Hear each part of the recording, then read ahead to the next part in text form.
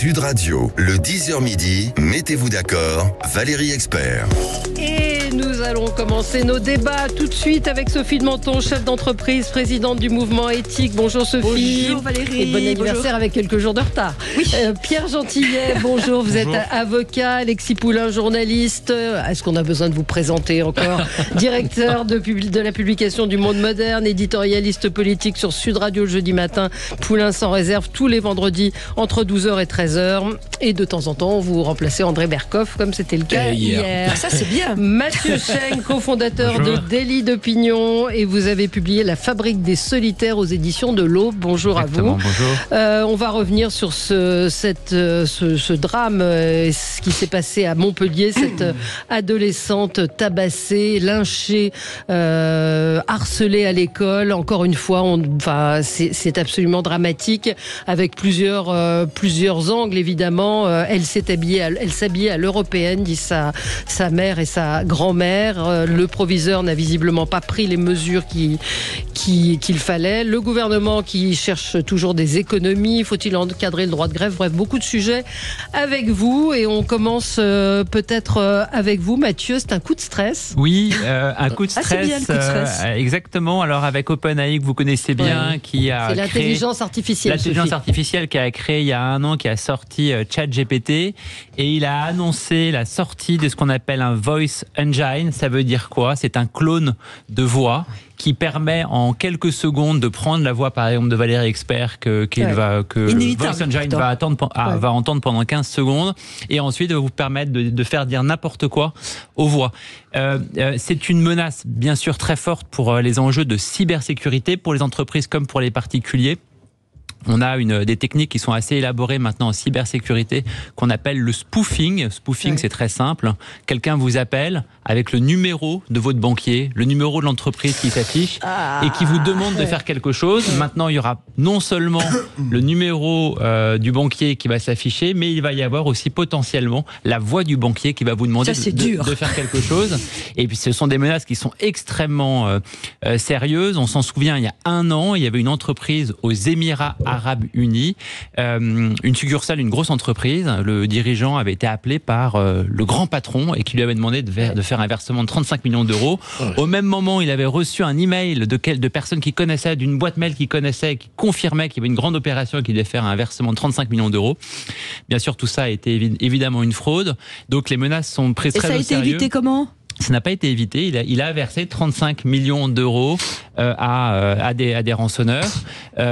Aujourd'hui, donc, c'est une menace parce que ce que l'on voit ne correspond pas à la réalité. On pense notamment à des outils comme AgeN qui peuvent cloner les visages et vous faire dire n'importe quoi. Les voix maintenant sont extrêmement sophistiquées. Les clones de voix sont très sophistiqués. On l'est déjà, mais on va rentrer dans une société encore plus paranoïaque, où on ne pourra plus croire ni ce que l'on voit, ni ce que l'on entend. On en a parlé hier avec Élise Lucet, qui a été victime de cela, elle et d'autres personnalités, en fait, où on a cloné son visage, on a cloné sa voix, et en disant « je ne peux pas parler, je sais des choses, on m'interdit de les dire ». Donc vous cliquez dessus et ça vous emmène vers des sites qui vous proposent d'investir pour gagner de l'argent. Elle dit je sais comment gagner de l'argent, etc. Et c'est assez Alors comment on fait? Parce que c'est inévitable. Parce que quand on voit Laurent Alexandre, quand on écoute tous ceux qui viennent nous voir, qui se réjouissent d'ailleurs, qui sont tous en disant mais non c'est formidable, etc. Moi j'ai peur depuis le premier jour. Mais comment fait-on? Parce que c'est inévitable. On n'arrête pas le progrès. Donc comment on s'y prend? Qu'est-ce qu'on peut faire? Alors il y a des intelligences artificielles qui permettent de détecter les fakes. C'est un combat au fait de titan entre les intelligences artificielles. Nous, à vrai dire, on est dépassé à être humain. Le niveau de sophistication, c'est ça. Le niveau de sophistication est tel, mais il y a des intelligences artificielles aujourd'hui qui arrivent à détecter. Et qui elles-mêmes vont détecter les faux. Alexis, c'est-à-dire que ce qui est sidérant, c'est la rapidité avec laquelle les technologies évoluent. C'est-à-dire que l'intelligence artificielle, telle qu'on l'appelle, c'est très récent. Et en 1 an, on voit déjà les progrès qui ont été faits. On imagine dans 2 ans, et puis après, il y a bien sûr l'informatique quantique qui va arriver. Alors c'est plutôt sur la crypto et des choses comme ça, mais la révolution technologique qui arrive fait qu'on n'est pas prêt du tout pour répondre à ça, ni de manière législative, on voit bien qu'il y a un retard terrible, ni de manière humaine. C'est-à-dire que là, on est dans l'ère de la post-vérité, mais on arrive à un moment où l'information même va être une question, en fait. Qu'est-ce qu'une information ? Est-ce que finalement l'IA va pas inventer des trucs et ça va être crédible ? Mais il y a des gens qui disent que... Pardon, allez-y, Sophie. Il y a y compris Laurent Alexandre que je poussais dans ses retranchements, qui me disait oui, ça peut être la fin de l'humanité avec l'intelligence artificielle. Ouais, alors c'est la fin d'une certaine humanité. Légalement, Pierre, oui, c'est compliqué, non ? Non, mais c'est surtout que légalement, on est complètement largué. C'est ça. Les lois arrivent toujours déjà à rebours de cela. Et puis encore une fois, est-ce que les lois sont vraiment efficaces ? Parce que est-ce qu'on peut arriver à détecter ici que ce n'est pas exactement la voix, que c'est pas vraiment le visage. Alors, en fait, on va pas s'appuyer sur le droit, on va s'appuyer finalement sur l'outil, le même outil, c'est-à-dire sur l'intelligence artificielle pour, c'est ce que vous disiez, c'est-à-dire pour détecter le fake, entre guillemets. Moi, j'avoue que je suis complètement largué dans tout ça. Il y a un point important qui est... qui est à l'origine de l'intelligence artificielle. Il y a des grandes batailles qui se jouent en ce moment, alors qu'on évoque trop peu en France, qui font qu'aujourd'hui les États-Unis sont en pointe, mais quand ils sont en pointe sur l'intelligence artificielle avec des modèles qu'on appelle LLM, au fait ils sont capables de façonner une vision, une version du réel. Vous allez demander à ChatGPT des idées sur tel sujet, sur la démocratie, sur les dictatures, ils vont être capables de vous répondre. Et donc ça veut dire quoi ? Ça veut dire qu'ils vont façonner une vision du monde. Il faut en parallèle que l'Occident, et notamment en France, il y a quelques acteurs qui tentent de façonner aussi des grandes industries, notamment on pense à Mistral AI, qui est un concurrent d'OpenAI, qui a été notamment financé par Xavier Niel, et qui cherche aussi à façonner des outils européens pour qu'on ait une souveraineté, et notamment que notre mode de pensée occidental puisse se diffuser. Tout bêtement, j'ai reçu... Il faut qu'on marque une pause parce que c'est l'heure de la pub, mais on pourra continuer un petit peu sur ce sujet parce que c'est assez passionnant, vertigineux. À tout de suite. Sud Radio. Parlons vrai. Parlons vrai. Radio, le 10h midi, mettez-vous d'accord, Valérie Expert. Et on est ensemble pour commenter l'actualité jusqu'à midi avec Sophie de Menton, chef d'entreprise, présidente du mouvement éthique, Pierre Gentillet, avocat, Alexis Poulain, journaliste, directeur de la publication du Monde Moderne. Et on vous retrouve évidemment pour l'édito politique tous les jeudis matins sur Sud Radio et tous les vendredis, c'est à midi pour Poulain sans réserve.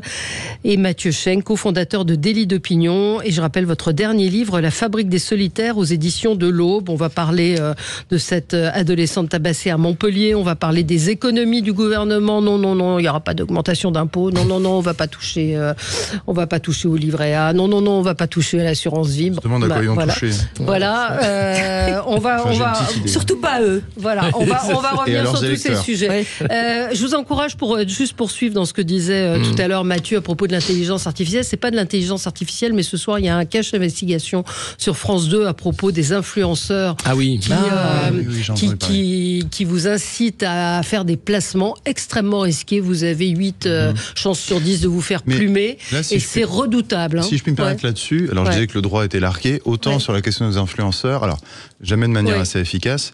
Le législateur est intervenu pour réglementer les comportements et il y en a certains d'ailleurs qui se sont fait rattraper et qui ont été ruinés. Des influenceurs, des Instagrammeurs. Donc de ce côté-là, on peut faire quelque chose. Ils sont à Dubaï, la vraie difficulté, elle se pose. Non, la vraie difficulté, elle se pose effectivement sur un plan fiscal international, si vous voulez. C'est effectivement de voir où est-ce qu'ils exercent leur activité. Est-ce qu'on tient compte du lieu d'exercice de l'activité, c'est-à-dire est-ce que ça rayonne plus en France ou est-ce que c'est parce qu'ils sont basés à Dubaï et comme chacun sait à Dubaï, la fiscalité n'est pas la fiscalité française. Voilà, ça c'est... Là, c'est une autre question, mais au moins, effectivement, le législateur s'est saisi de ce sujet. Ça, c'est une bonne chose. Mais l'intelligence artificielle, en tout cas, très préoccupant. Vous nous disiez, Mathieu Schenk, qui devrait être le gros sujet, la priorité nationale. Potentiellement, l'intelligence artificielle peut résoudre les défis des services publics, et notamment, on en parlait avec Sophie, la capacité qu'a l'intelligence artificielle aussi à apporter des diagnostics très précis sur différentes maladies. On pensait notamment à la détection de certains cancers. La capacité de l'intelligence artificielle aussi à repermettre une industrialisation pour la France.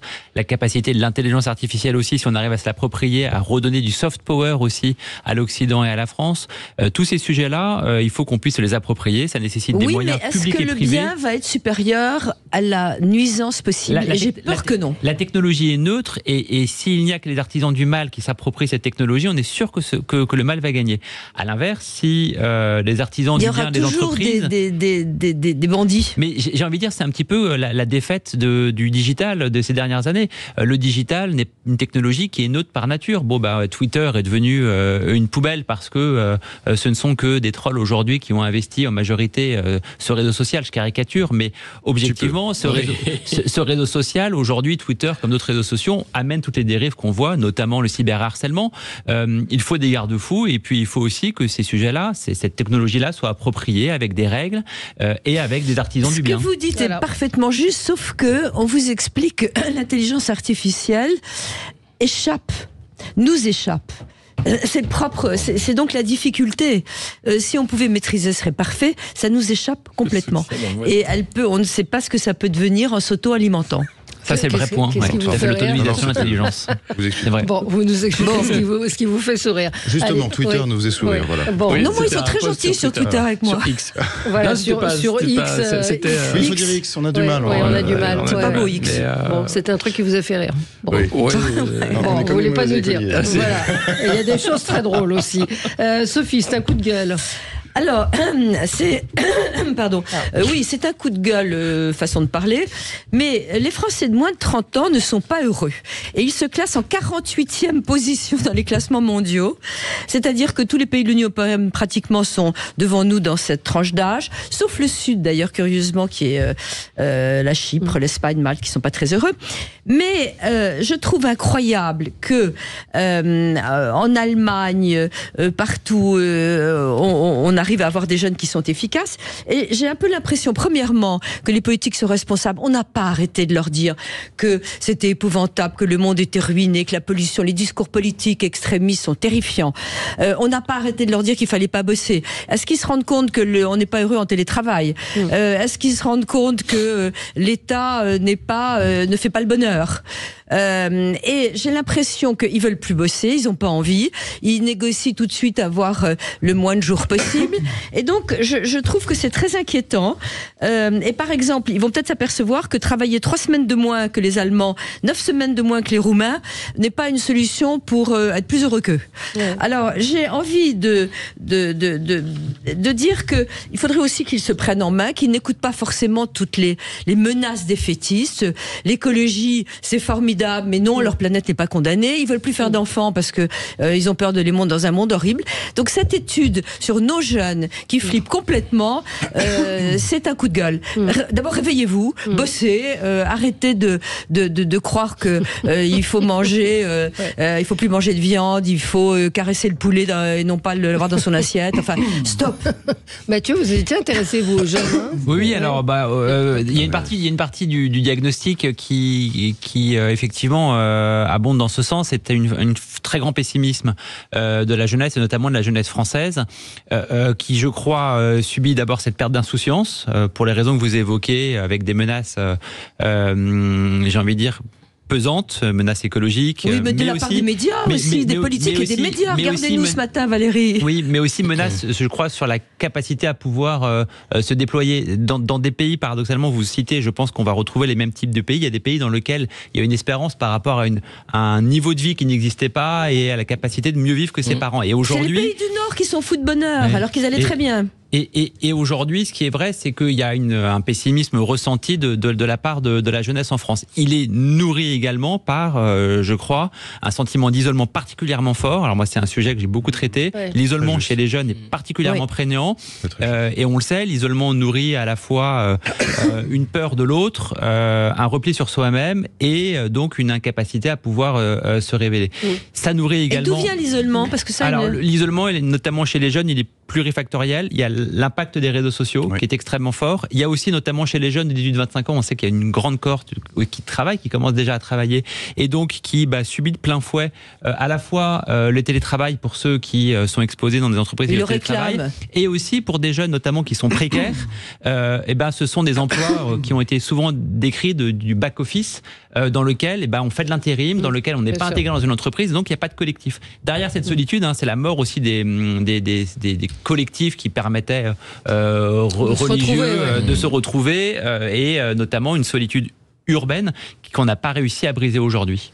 Et quand on travaille, juste un tout petit mot, quand on travaille, le nombre de gens au chômage est stupéfiant et on ne peut pas recruter, je le dirai jamais assez. Nulle part. Mais rendez les salaires attractifs. Oui, arrêtez de nous prélever des charges, Valérie. Non, mais qu'est-ce que vous allez bosser Non, mais je vous assure, il y a un moment. Oui, mais il faut tout remettre en cause parce qu'effectivement, quand il faut donner une prime d'activité, parce que sinon, ça vaut pas le coup de bosser, c'est que c'est du délire. Et on ne peut pas payer, on est prêt à tout dans nos boîtes pour payer plus. Il y avait un phénomène dont on a parlé il y a quelques années qui est venu des États-Unis qui s'appelle la grande démission. On en a parlé, je me souviens même ici sur ce plateau. Je rappelle en un mot, c'était un mouvement effectivement qui touchait beaucoup les jeunes et c'était une perte de sens qui était, je crois, plus ou moins concomitante à la période du Covid. Et c'est vrai que le Covid a un petit peu bousculé tout ça parce qu'on a eu une perte de sens gigantesque. C'est-à-dire que tout le monde, le monde entier, le monde occidental en tout cas s'arrêtait de travailler. On disait c'est pas grave, c'est l'État qui paye. Et puis finalement, on se disait mais quel sens trouvait l'existence? Moi, je me souviens moi-même, j'étais avocat dans un grand cabinet à l'époque. Je prenais le métro le matin, j'avais mon attestation, je rentrais le soir, je ne voyais absolument personne. Et tout ça a duré pendant des mois et des mois. Et on s'est dit mais qu'est-ce que c'est que cette existence? Voilà. Donc il y a une perte d'existence qui a touché. Et à l'époque, j'avais moins de 30 ans, donc je me sens un peu directement légitime, en tout cas visé ici, pour vous parler de la perte de sens chez les jeunes. Et je peux vous dire une chose. En tout cas, moi, c'est mon ressentiment parce que la jeunesse, ça n'existe pas. Et je n'ai pas prétention à parler au nom de la jeunesse. Mais en tout cas, j'observe une chose, c'est que quand on dit les jeunes ne veulent pas bosser, alors déjà, je vous rappelle une chose, c'est que moi ce discours, je l'entends systématiquement de la part d'une catégorie de la population qui, je suis désolé de vous le dire, je vous vise pas directement Valérie, mais Sophie, excusez-moi. Non, je n'ai pas dit ça d'ailleurs. Attendez, non. Oui. On dit les jeunes ne veulent pas bosser. Mais en fait, bien souvent, moi, ce discours, je l'entends de la part de gens qui travaillaient qui ont eu 30 ans, à une époque où on pouvait accéder à la propriété en milieu urbain et à Paris. À une époque où les charges qu'on payait, je parle des charges salariales, pour l'instant, même pas des charges patronales, c'était même pas le tiers de ce qu'on paye aujourd'hui quand on regarde une fiche de paye, d'accord? Moi, je suis avocat, je suis pas une profession salariale. 75% de ce que je gagne va à l'État. D'accord ? 75% de ce que je gagne va à l'État. Je n'accéderai pas à la propriété avant 40 ans, ou alors il faut absolument que je quitte Paris et que j'aille au-delà. D'accord ? Donc, je voudrais quand même qu'on dise une chose. Quand on dit les jeunes ne veulent pas travailler, moi je vais vous dire une chose.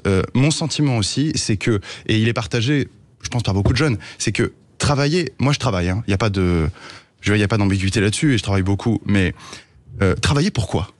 Pour quelle société ? Pour quel monde ? Pour quelle retraite ? Moi je ne crois pas à la retraite. Moi, mon intuition à moi, elle est peut-être pessimiste, c'est comme ça. C'est que je n'aurai pas de retraite. Dans une société où on a un endettement à 120% du PIB. Et je pense que je ne suis pas le seul à le penser. Donc, il y a beaucoup de gens qui disent... Les jeunes manifestent pour la retraite plus tôt. C'est ça. Attendez, Sophie, permettez-moi. Je suis peut-être un peu long, excusez-moi, mais je pense que c'est important de comprendre que cette perte de sens s'explique aussi à la fois par tous ces phénomènes. Par le Covid, par l'endettement généralisé. Et au fond, les gens se sont dit, mais en fait, le système continue à avancer. Mais nous, de toute façon, dans la situation dans laquelle nous sommes, quand on regarde nos aînés avant, dans les années 60-70, on pouvait avoir un 2 pièces dans Paris avec un salaire de professeur. Aujourd'hui, c'est absolument impossible dans Paris. Donc forcément, c'est une perte de sens. Je suis d'accord, totalement d'accord. Alexis, un mot et puis on marque la... Un mot, c'est la décorrélation des salaires avec les profits du capital à partir des années 80 qui explique beaucoup ça en partie. Donc une captation des richesses. Une perte de sens aussi, c'était le World Economic Forum qui s'inquiétait de ça, Davos, il y a 2 ans. Avant le Covid, en fait, la peur de Davos, c'était la démission des jeunes en fait qui ne jouaient plus le jeu, en disant simplement que on peut pas continuer à nourrir la bête en réalité, à travailler pour que certains s'en mettent plein les poches en réalité, et que la vie telle qu'elle est, c'est-à-dire le loisir, le confort, tout ça parte petit à petit, avec clairement un déclassement des pays du Nord et des pays du Sud qui eux voient le monde totalement différemment. Si aujourd'hui vous avez peut-être un pays qui est optimiste, c'est l'Inde par exemple, mais tous les autres pays, notamment au Nord, on voit simplement un déclassement de la classe moyenne. Ça, c'est quelque chose de clair et net. Les Gilets jaunes avaient été les canaris dans la mine pour alerter en réalité de ce qui se passait. Et il n'y a pas de réponse aujourd'hui des pouvoirs publics, mais ni de réflexion dans les cercles privés sur cette question du juste prix en fait, du salaire, du travail qui a du sens, et de la société avec justement le collectif. On marque une pause et on se retrouve dans un instant avec la suite de l'actualité. On parlera évidemment, on reviendra, vous êtes nombreux à me demander, sur l'agression de la jeune Samara. À tout de suite. Sud Radio, votre attention est notre plus belle récompense. Merci pour la qualité des émissions que vous proposez, la qualité de vos intervenants ici et des témoignages. Sud Radio, parlons vrai. Sud Radio, le 10h midi, mettez-vous d'accord, Valérie Expert. Et on continue nos débats et on continue à avancer sur l'actualité. Alexis, c'est un coup de gueule. Oui, on parlait justement de l'IA, des choses incroyables. Alors, d'un côté, on a alors des bonnes nouvelles, 85 millions par exemple pour Polytechnique et l'ESSEC ou HEC, je sais plus, pour justement travailler sur l'IA. Et puis de l'autre côté, on a quand même Cocorico, Parcoursup, ce magnifique outil pour orienter les jeunes qui est encore en rade. Voilà, on n'est pas capable d'avoir un serveur qui soutient suffisamment de connexions dans le même temps. Avec Parcoursup qui finalement a fait plus pour l'emploi en France, je crois, que France Travail ou Pôle Emploi, parce que autour de Parcoursup s'est créé un écosystème de coachs privés en fait, absolument, qui sont payés pour dire aux enfants et à leurs parents comment bien créer son profil Parcoursup, sa lettre de motive et tout pour avoir un peu ce qu'on veut. Donc ils sont payants les coachs ? Absolument, ils sont payants. C'est un vrai business qui a été fait autour de Parcoursup. Lamentable. Bien sûr que c'est lamentable, mais c'est pas eux qui sont lamentables, c'est Parcoursup qui est lamentable. Ils ont bien raison. On se va là où il y a des niches. La question de dire voilà, vous allez demander aux enfants de faire des lettres de motivation dont je pense que 80% sont faits via ChatGPT ou les parents ou enfin donc ça renforce les inégalités. On sait tous que à la fin Parcoursup c'est entre 30 000 et 60 000 gamins qui n'ont pas d'affectation, qui savent pas où ils vont. Donc c'est un fiasco chaque année. Tu te dis peut-être que l'année va faire qu'on va apprendre et mettre en place les choses pour que ça se passe bien. Et non, cette année encore, patatras, c'est le fiasco. Et vous avez vu qu'il y a eu une panne hier. Oui, il y a eu une panne. Je parle de cette panne. En commençant, voilà, on aurait pu déjà investir dans des serveurs. Maintenant, pour le reste, on va avoir les mêmes problèmes que les années précédentes. Donc voilà. Et puis surtout, souligner le business qui s'est créé autour de Parcoursup sur le coach de Parcoursup. C'est quand même impressionnant. C'est une usine à gaz et ça n'avance pas. Mais ça a masqué l'impuissance qu'on avait à orienter les jeunes. Ça a masqué complètement qu'on n'arrivait pas, ils n'arrivaient pas à s'inscrire, etc.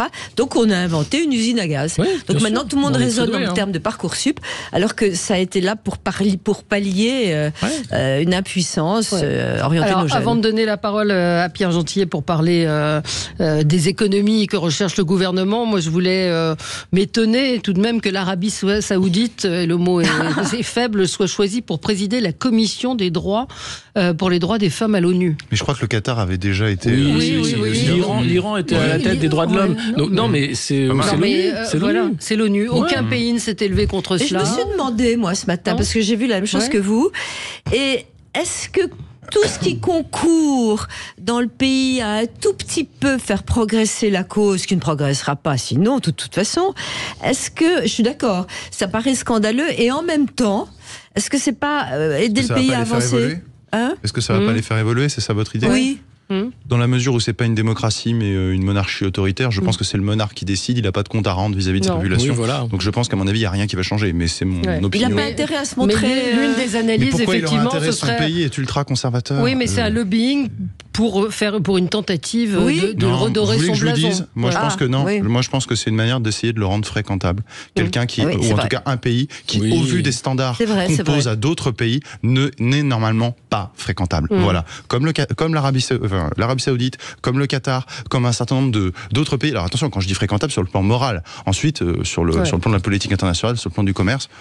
C'est comme fréquentable sur le plan de l'égalité entre hommes et femmes. Pour ce qui est de ces pétromonarchies, elles misent davantage sur le football que sur l'ONU pour être fréquentable. Ça n'a pas super bien marché. Pierre Gentillet, vous, c'est un coup de cœur. Un coup de cœur, vous plaisantez. Un coup de bonne humeur. Vous plaisantez, oui. 1er avril, c'était il y a quelques jours. Oui, vous vouliez me faire réagir sur les annonces, effectivement. Enfin, les annonces jésuitiques de Gabriel Attal, parce que c'est les jésuites, pas en avant, 2 pas en arrière ou 2 pas en avant, 1 pas en arrière, je ne sais plus. Nous ne prendrons pas, nous ne nous en prendrons jamais aux Français qui travaillent. Bien sûr. Donc, ceux qui travaillent pas. Alors, un petit peu de contexte. Gabriel Attal a annoncé qu'il allait. Je m'en prends aux Français qui ne travaillent pas. Au regard de la situation du déficit français, je rappelle que le déficit français, c'est 5,5% du PIB sur 2023. Donc, hors période exceptionnelle, hors Covid, c'est assez impressionnant. Donc, il va falloir maintenant essayer de trouver des économies. C'est là où Bruno Le Maire commence à chercher à faire la quête à la fois aux bonnes idées, à la fois éventuellement à tout ce qui pourrait raboter. Et Gabriel Attal a lancé une petite boule, comme ils ont l'habitude de faire. Hein, c'est une spécialité de la Macronie. Hein, c'est-à-dire, on lance une idée, on dit c'est pas nous, puis en fait, on veut voir un petit peu les réactions. C'est ce qui se passait, je m'en souviens, c'était beaucoup au moment du Covid. On envoyait une rumeur chez les journalistes en parlaient, et puis après, on essaie de mesurer un peu l'opinion. Et notamment, il y avait la question de savoir si on s'attaque au rang, puisque c'est ce que Gabriel Attal a annoncé, est-ce qu'on allait s'attaquer au livret A? Parce que concrètement, le livret A, c'est la seule chose que les gens, on parlait des gens qui peuvent pas accéder à la propriété, c'est la seule chose sur laquelle on peut gagner un petit peu et où on peut avoir un placement à peu près sécurisé. Finalement, ils sont revenus en arrière, et heureusement, enfin en tout cas dans les termes, ils annoncent qu'ils ne toucheront pas au livret A, ils annoncent qu'ils ne toucheront pas à la France qui travaille. Mais moi je note une chose. Ce qui est intéressant, c'est de voir parmi ce qui était listé comme rente au départ, donc au départ je le dis, hein, c'était livret A, assurance vie, etc. etc. Vous noterez qu'il y a une rente dont ce gouvernement ne parle jamais. Ce sont les retraites. C'est ce qui touche à la retraite complémentaire, à ce que touche peut-être ceux qui ne travaillent pas, alors. Attention, oui, alors voilà, les gens qui ne travaillent pas. Mais c'est ça qui est intéressant. Ceux qui travaillent, il n'a pas évoqué ceux qui ne travaillent plus. Voilà, justement. Et justement. Et alors, attention, je ne suis pas en train de vous dire il faut forcément les toucher. Ce que je veux dire, c'est que c'est révélateur de quoi? C'est révélateur que ce gouvernement a, depuis le début, une posture clientéliste. Il sait qu'aujourd'hui, il a un front, en gros, bourgeois, boomer. C'est l'essentiel de ce qui vote pour lui. Je rappelle que les plus de 65 ans ont voté à 40% Emmanuel Macron au premier tour de la présidentielle et aux 2/3 au second tour. Donc, moi, si vous voulez, ça m'énerve, cette politique clientéliste. On ne s'en prendra jamais à notre petit électorat chouchou. On ne touchera jamais aux plus de 65 ans. Quand ils ont revalorisé les retraites, rappelez-vous, ils ont dit avec l'inflation on revalorise les retraites. Mais attendez, c'est formidable. On a revalorisé le SMIC. Oui, le SMIC parce que c'est les petits salaires. Mais pour les retraites, on n'a pas dit juste les petites retraites. On a dit toutes les retraites. Alors qu'on sait qu'aujourd'hui, il y a des retraites, et je pèse mes mots, même si c'est impopulaire, qui sont indécentes. Ils ont cotisé. C'est jamais indécent une retraite. Je ne veux plus accepter cet argument. Quand on dit qu'ils ont cotisé, ils cotisaient beaucoup moins que ce que quelqu'un comme moi ou quelqu'un comme vous cotise aujourd'hui. Non. Parce que vous avez voté pour des nuls. Et ils ont la retraite à 60 ans. Alors, voilà. Vous allez je ne veux pas opposer les populations les uns aux autres, mais je veux rappeler ce que c'est le clientélisme. Vous répondrez tout de suite. Non, il faut... Sud Radio, le 10h midi, mettez-vous d'accord, Valérie Expert. 10h midi, mettez-vous d'accord, Valérie Expert. Et les débats sont animés même hors antenne. Donc, taxer, oui, ou qui, comment, pourquoi, qui voulait réagir? Alexis? Non, c'était Mathieu. Oui, alors, première réaction sur les retraites. Sur la question des retraités. Alors, on est loin maintenant des chiffres de 2022. Et ce qu'il faut savoir, c'est que aujourd'hui, l'un des premiers partis à représenter au sein des retraités, c'est le Rassemblement national, qui fait jeu égal. On est autour de 22%. Dans la catégorie des retraités, en 2024, dans les différents sondages que vous pouvez avoir sur les européennes. J'en ai un là actuellement. 39% des plus de 65 ans votent LREM. Alors il y a plus de 65 ans, il y a les retraités. Ils vont pas monter Mélenchon. 65 ans, il y a les retraités. Alors donc il y a deux catégories qui sont différentes. Vous allez regarder vraiment en détail et vous allez vous apercevoir qu'aujourd'hui, il y a une bataille entre... Je l'ai là, 37% retraités et 21%. Je fais ça pour vous contredire, hein, je vous dis. Non, mais pour être totalement transparent, je pense que vous dites une erreur qui est assez fondamentale. C'est-à-dire qu'aujourd'hui, les retraités font jeu égal. Dans les différentes enquêtes que vous pouvez avoir, ils font jeu égal, les retraités, entre Rassemblement national et les listes de La République En Marche. C'est un énorme débat, notamment pour la LREM, c'est de savoir si oui ou non ils doivent continuer à sanctuariser les retraites, avec une question qui se pose bien sûr, c'est la peur notamment pour les retraités que s'il y a un déficit qui n'est pas aujourd'hui jugulé, et ben tôt ou tard ça va peser notamment sur la CSG. La CSG est le chiffon rouge notamment pour les retraités, on s'en rend bien compte parce que c'est eux qui vont payer d'une certaine manière la double peine. Et en fait, aujourd'hui, la question, elle se pose pas tellement sur le livret A, elle se pose sur la TVA, et notamment avec les critiques attendues de la part des catégories populaires qui, proportionnellement, vont payer beaucoup plus, notamment que des catégories aisées qui ont une capacité à pouvoir mettre de l'argent de côté. Et puis, le deuxième sujet, c'est la CSG, qui avait été déjà évoquée en 2017 et qui, aujourd'hui, constitue une menace pour les retraités. Un tout petit mot, parce que je comprends, et il y a une vraie question qui se pose pour certains retraités qui passent leur vie en villégiature, qui ont des belles retraites, ils ont bossé toute leur vie, c'est une autre génération, etc. Bon, alors ceux-là, il faudrait les prélever. Je pense que on vit beaucoup plus longtemps. Il y a des inflations, les retraites sont rarement indexées. Je pense qu'ils ont travaillé toute leur vie. Je trouve ça assez dur d'aller taper sur les retraites. Bah oui, Vous je trouvez trouve pas ça ça assez dur dur. de nous taper dessus?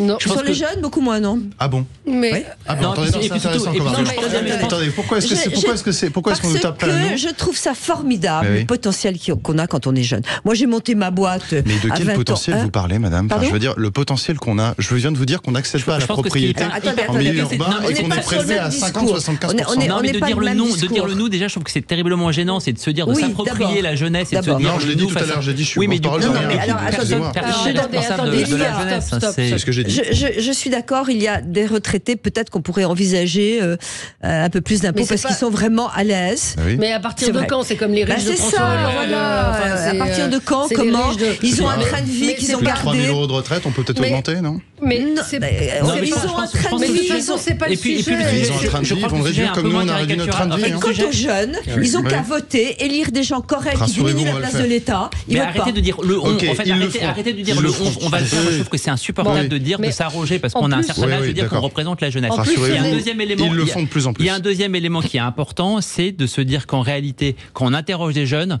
ils sont pas forcément à vouloir chercher à taxer les catégories qui sont Oui, c'est vrai. en zoo. Pourquoi? Parce qu'il y a une solidarité intrafamiliale. Avec leurs parents. Il y a une solidarité intrafamiliale extrêmement forte qui fonctionne. Et quand vous regardez dans les Pas familles, intergénérationnel, intrafamilial, oui. quand vous regardez Familial, oui. Oui, mais intrafamilial et ça fait intergénérationnel, exploser les inégalités. souvent ça va de pair. En général, c'est souvent des grands-parents qui aident les enfants et qui aident Oui. les petits-enfants. Mais c'est Et donc il y a simplement la aujourd'hui, police sociale, c'est Bourdieu. et donc il y a aujourd'hui énormément d'entraide qui s'effectue au sein des familles entre les générations Oui. du Non, dessus mais et les d'accord. générations Mais en dessous c'est et pas qui vont dans les contradictoire. deux sens. Bon, Et mais- donc je pense que d'installer une espèce de guerre de génération de Mais- façon fictive est, je crois, dangereux, notamment dans les moments de Mais tension qu'on a pour aujourd'hui. l'instant, en je plus, crois il pas. n'en est pas question. Ouais. Enfin, ce Non. que Gabriel Non, Attal mais- a évoqué, c'était d'aller taxer les pétroliers, d'aller Non, mais taxer, stop, d'aller stop. taxer Ça faisait les longtemps, ça. les labos Stop, pharmaceutiques. stop. Ouais, Alexis, pourquoi les labos, Vous alors avez que- la CRI Bah, qui était 7 déjà milliards, 7 la milliards de contribution chiffre d'affaires. Et vous sur savez, les- quand ils investissent sur pour les, trouver un médicament, qui était la taxe de Bercy sur les super profits des énergéticiens. Super profit. Bruno Le Maire a tout fait pour que personne finalement ne la paye, notamment les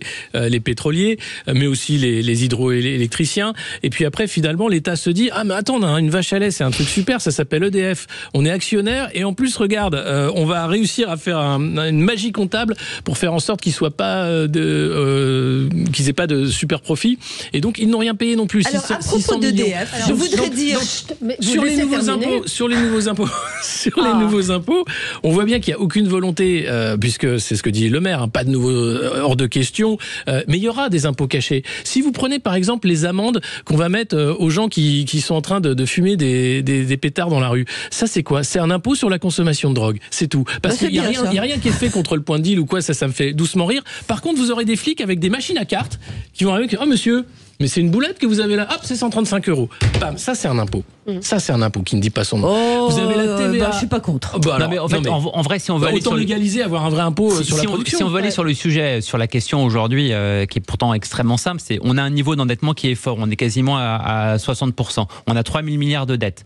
Et aujourd'hui, depuis pas uniquement le dernier mandat de Macron, depuis 20 ans, on augmente encore chaque année le niveau de dépenses, avec de l'autre côté un niveau de prestation que constate l'ensemble des Français qui n'est pas au niveau de la sécurité, au niveau de la santé, au niveau de l'école. Et donc le vrai débat qui va avoir lieu en 2027 et dans les mois qui viennent, il va être celui-ci. Soit on va dans une collectivisation encore plus forte de l'État, et je crois qu'il y a toute une partie des Français qui n'en veulent plus, ou alors on assume qu'il y a un État qui reflue, c'est-à-dire Oui. qui assure moins de missions. Ça veut dire aussi qu'il faudra reconnaître qu'il faudra baisser le niveau de prestation. Ça veut dire qu'il faut Ah, mais installer alors, un niveau. C'est-à-dire qu'il juste faut- un mot, juste non, un c'est point pour important. finir. C'est Il faut super installer important. un niveau de capitalisation attendez, minimum. parce Et je que- pense que le vrai débat, c'est qu'aujourd'hui, il n'y a pas eu encore de candidature libérale. Je ne sais pas si elle est bien ou si elle n'est Non, pas mais- bien. mais- Mais que la vraie Bon, question, allez, juste elle un est mot. posée ici. Allez, je Super voudrais qu'on change important, de sujet parce que aussi. sur Non, le j'ai un mot à désengagement de dire. l'État, juste un mot.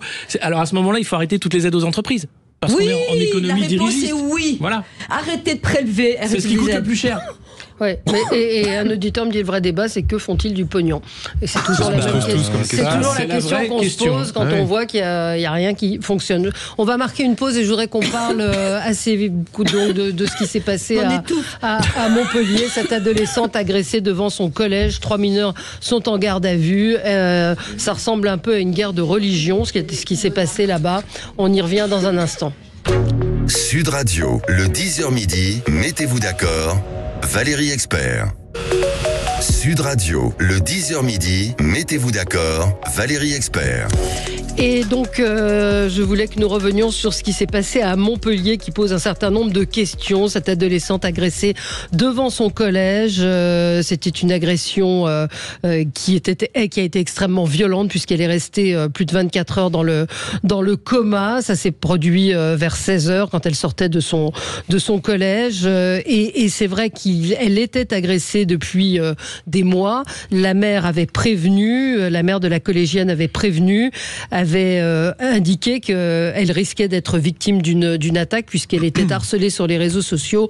Et écoutez ce que disait Alexis avant. Vous avez des nouvelles de la ministre de l'Éducation nationale? Oui, non. Je me demandais si elle était malade. Elle a fait un tweet. Elle a fait un tweet. Okay. Bon. Et elle a dit quoi? Que c'était pas bien? Elle a dit que c'était pas bien? Je sais pas, j'ai pas vu son tweet non plus. Oui, si, voilà. Écoutez, on va sur place illico. On dit que les filles seront virées. Enfin, ça suffit. On réagit. Franchement, ça suffit. Ouais. Alors, elle a fait un tweet pour exprimer son émotion après avoir appris qu'une collégienne a été violemment agressée à Montpellier et que toute la lumière doit être faite sur cet acte. Je veux pas d'émotion. On débarque et on les vire. Insupportable. Écoutez ce qu'a expliqué la maman de la jeune fille. Samara, elle est coquette, Samara, elle s'arrange, Samara, elle se maquille un peu. Et puis cette jeune fille est voilée. Et on l'a traitée de couffard. Couffard, ça veut dire mécréante. Ma fille, voilà, elle s'habille à l'européenne. Enfin, elle est pas voilée. Toute la journée, c'est des insultes. Carbade, ça veut dire pute, elle est traitée de pute à longueur de journée. Mais c'était plus vivable, en fait. Voilà, c'est plus vivable. Pardon ? Je dis bienvenue dans le réel. Oui, mais c'est Alexis, oui. Voilà, où est la ministre ? Encore une fois, ça va être du pas de vague. Encore une fois, ça va être, on va botter en touche en expliquant que oui, la lutte contre le harcèlement est une priorité du ministère. On voit le passage éclair de Gabriel Attal au ministère de l'Éducation nationale qui a été un coup de com', pas autre chose. Et puis autre chose grave et concomitant à cette pratique du harcèlement, c'est l'ultra-violence en fait, parce qu'on parle de cette jeune fille, mais il y a une autre jeune fille de 13 ans qui a été violée et tuée, et qui elle a été tuée en région parisienne, il y a de ça une semaine. On peut chaque jour en fait trouver d'autres raisons, mais je veux dire, il y a dans cette génération psychopathe qui arrive une violence quotidienne, une violence du rapport aux autres qui est ultra inquiétante. Mais que font les parents ? C'est la question numéro 1. Comment ces gens-là, pour punir les parents comment immédiatement. ces jeunes qui vont devenir des adultes ont été éduqués pour avoir ce rapport-là à la violence. C'est ça qui m'inquiète. Oui. On en parlait, en fait, le terme n'est pas nouveau, il a été employé à différentes reprises de celui d'ensauvagement d'une certaine partie de la population et notamment d'une jeunesse. Encore une fois, je reviens dessus, mais c'est vrai que les réseaux sociaux ont joué un phénomène massif, parce qu'aujourd'hui, quand tu passes entre 4h et 6h sur les réseaux sociaux quand tu as 10 ans, en fait, ton éducateur premier, il s'appelle YouTube ou il s'appelle TikTok. Et donc, ce que tu vois va très fortement colorer ton comportement futur et te faire croire qu'il y a une nouvelle norme sociale, en l'occurrence une nouvelle norme de la violence. Donc, on a échoué sur une chose, c'est la capacité à pouvoir censurer.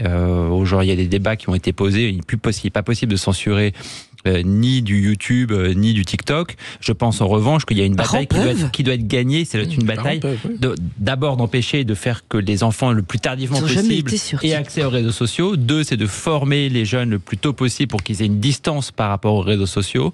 Et 3, je pense qu'il faut qu'on gagne une bataille qui aujourd'hui n'a pas été menée, qui est celle du contenu qui doit être présent sur les réseaux sociaux.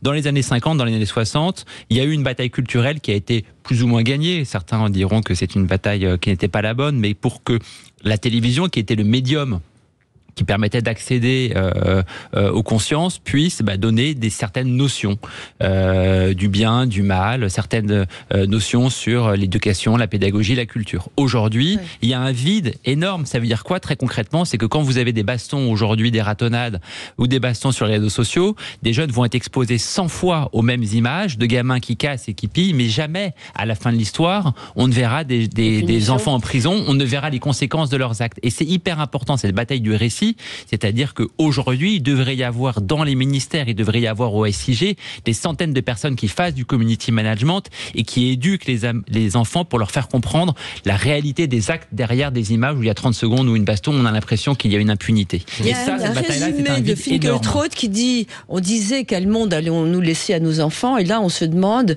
quels enfants allons-nous laisser à notre monde. Oui. Et c'est vraiment le cas actuellement. Mais là où je vous rejoins évidemment pour les éduquer, sauf que quand on voit que l'éducation sexuelle commence en maternelle et que c'est un véritable drame d'éveiller les enfants à l'école au lieu de que ce soit fait en famille, je n'ai pas très confiance dans les éducateurs qui doivent vous remettre dans le droit chemin. Moi je pense que la démission parentale est terrible. Mais aujourd'hui l'éducateur premier des gamins, il s'appelle YouPorn. En fait, des gamins de 10, 11 ans, 12 ans. C'est-à-dire que on a beau dire l'éducation n'existe pas. Quand un enfant est confronté 5 heures, 6 heures aux réseaux sociaux, son éducateur... Les parents peuvent les empêcher quand son même. Son éducateur. Quand vous avez des mères qui partent travailler à 5 heures du matin, et la même chose se passe aujourd'hui. On voit sur un autre phénomène, mais qui relève du même point. Était sur un autre thème. Hein, vous regardez aujourd'hui l'islam radical avec des gamins qui ont 13, 14, 15 ans qui font qui préparent des attentats, c'est qu'aujourd'hui, l'éducateur... oui, ces gens-là, ils sont confrontés au pire de l'humanité sur les réseaux sociaux. Donc, soit on interdit, mais je pense qu'on n'y arrive pas, soit on met en place un phénomène de propagande positive où on développe les valeurs de l'Occident avec une logique de contenu, la même logique de contenu qui est celle qui est aujourd'hui employée pour détruire nos gamins. Oui, l'avocat Thibault de Montbrial dit ce qui est arrivé à cette jeune fille, c'est exactement dans la même logique de ce qui est arrivé à Samuel Paty. C'est-à-dire qu'on veut tuer quelqu'un parce qu'elle n'est pas croyante, qu'elle ne témoigne pas de son allégeance. Il y a deux choses, il y a deux parallèles. C'est ce qui semble, c'est ce que disent les parents. Oui, il y a deux parallèles. Alors effectivement, il y a une parallèle aussi. Il y a un sujet qui est celui de la défaillance d'État, puisque je vous rappelle que la mère devait venir chercher son enfant à la sortie de l'école et qu'elle avait demandé, puisque ça avait été signalé, à ce que cet enfant lui soit vraiment remis en main propre. Et finalement, je cite la mère, elle a été lâchée dans la fosse aux lions. Voilà. Et dans la fosse aux lions, les sauvages l'ont roué de coups. Donc ça c'est un sujet qui va être déterminé par l'enquête qui est ouverte, qui est en cours. Maintenant, sur le deuxième sujet dont on a finalement assez peu parlé, parce que on dépolitise, enfin on politise et on dépolitise un peu, je trouve, le sujet, pour ne pas voir qu'il y a quand même un phénomène culturel. Je vais citer la mère. D'accord ? La mère dit « Ma fille s'habillait à l'européenne, on l'a traitée de pute de couffard. » Alors, il serait peut-être temps, à un moment, de regarder la réalité en face et de voir qu'il y a un phénomène qui est un phénomène migratoire qui a considérablement bouleversé les écoles françaises, les collèges et les lycées, d'accord ? Je ne suis pas monocausal, je ne dis pas que c'est lié uniquement à ça. Il y a les réseaux sociaux, mais les réseaux sociaux qui ne sont qu'un accélérateur. Vous savez, c'est un accélérateur des comportements qui provoque ce genre de situation. Donc il va falloir un petit peu ouvrir les yeux, et maintenant sur les solutions, parce qu'il faut quand même en parler. C'est ça. Je pense que là il va falloir aussi changer un petit peu notre système juridique. C'est-à-dire que Gabriel Attal a fait une chose positive. En 2023, il a fait passer je ne sais pas si une circulaire, je crois que c'est un décret. C'est un décret qui permet aux chefs d'établissement de changer immédiatement. C'est extraordinaire parce qu'avant ce n'était pas le cas. De changer immédiatement un écolier si son comportement porte atteinte aux valeurs de la République, même si je ne sais pas ce que ça veut dire. Oui, changer d'écolier. Ou alors si effectivement il y a des cas de harcèlement. C'est une bonne chose, mais c'est insuffisant. En réalité, qu'est-ce qu'on devrait faire ? On devrait mettre ces enfants qui harcèlent, qui frappent dans des établissements disciplinaires spécialisés.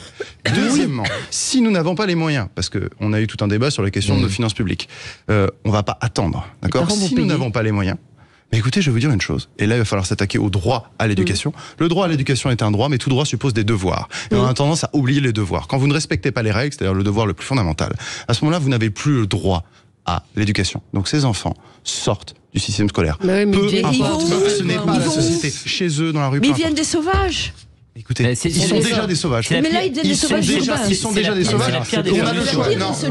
Non, c'est pas la pire des solutions, monsieur. On a le choix entre deux solutions. Soit on les laisse dans un établissement. Et moi, je ne veux pas que mon enfant demain soit dans l'établissement où il y a quelqu'un qui est harceleur, soit effectivement la deuxième solution, qui n'est pas la meilleure, mais entre les deux, c'est celle-là que je choisis. Si on les met dans ces établissements spécialisés disciplinaires, ou s'il n'y a pas la place, je suis désolé, ils rentrent chez leurs parents, ils sortent du système scolaire. Mais s'ils commettent des infractions, ils vont en prison. Parce qu'il n'y a pas de raison que l'État paie. Eh bien, ils vont ailleurs, peu importe, ce n'est pas la société. Ils vont pas ailleurs, ils vont ailleurs. Ils vont dans la rue, ils s'amusent, ils font ce qu'ils veulent. Non, mais ils s'amusent pas dans la rue, parce que dans la rue, ce n'est pas à la société de prendre cela en charge. Mais tu vas faire payer à la société de toute manière. C'est-à-dire que tu dis à ces gens-là, tu les laisses dans la rue, c'est la double peine pour les sociétés.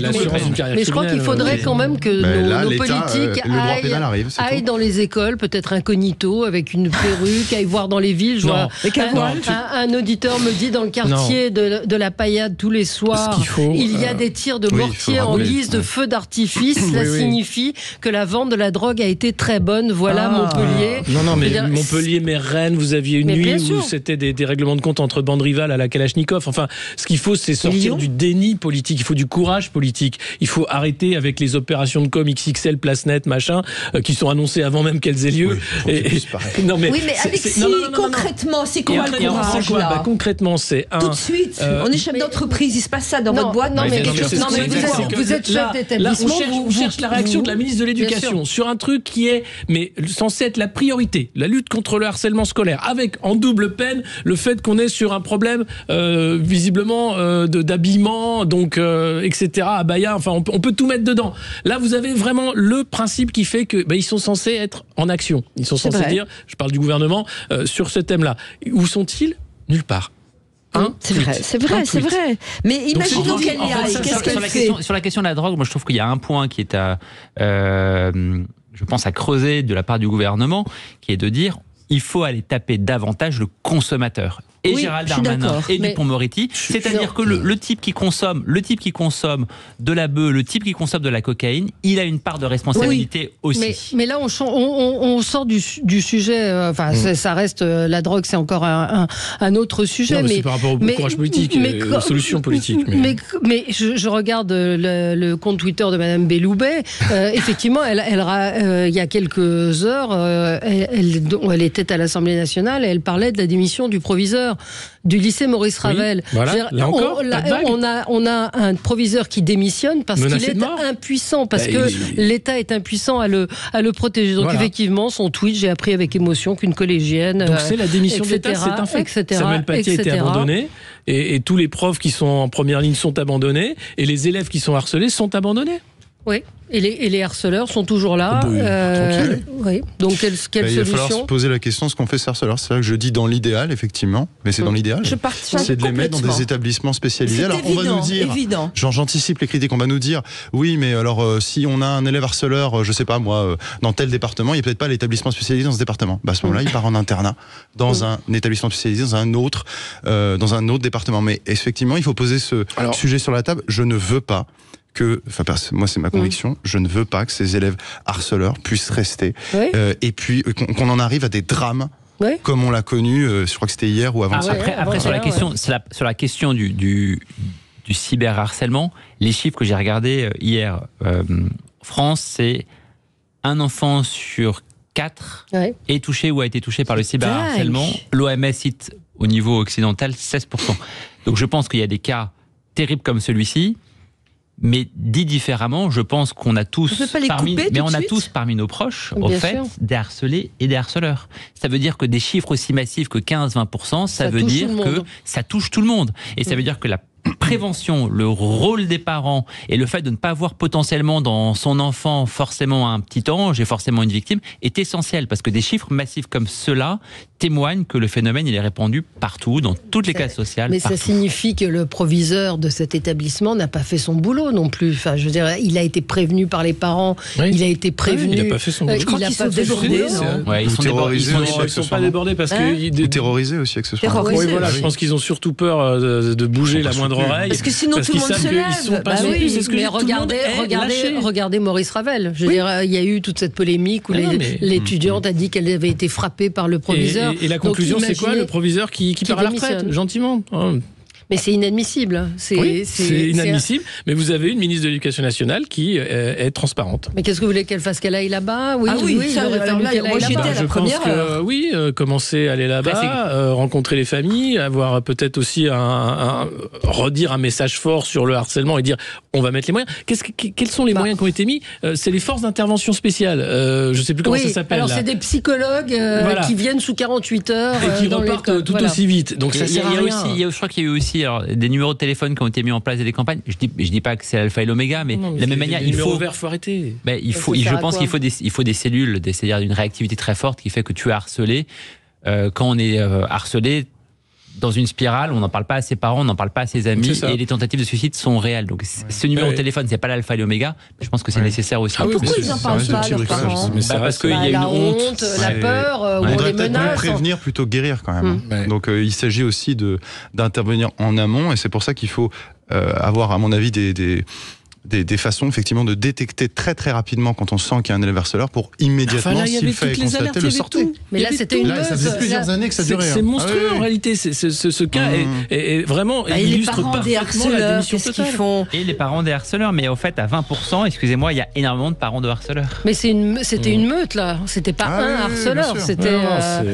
C'était vraiment une meute. Et je vous conseille de lire les livres de Maurice Berger, pédopsychiatre à Saint-Étienne, qui prédisait déjà il y a quelques années que nos enfants, un certain nombre d'enfants deviendraient des barbares.